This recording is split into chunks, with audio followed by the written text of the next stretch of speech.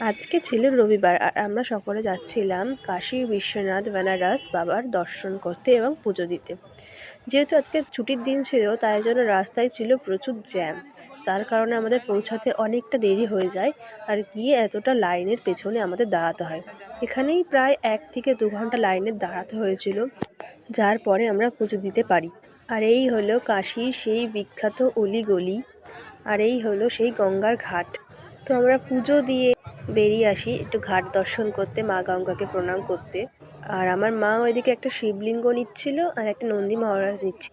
এটা মা অনেকদিন আগেই মানসিক করে রেখেছিল যে যবে মা কাশী বিশ্বনাথ যেতে পারবে তবে ওখান থেকে একটা মহাদেব নিয়ে আসবে। তো এইসব করতে করতে আমরা দেখতে পাই যে এখানে প্রচুর লোক বসে আছে গঙ্গা আরতি দেখার জন্য। তো আমরা খোঁজ নিয়ে জানতে পারি গঙ্গা আরতি হতে হতে 6টা বাজবে।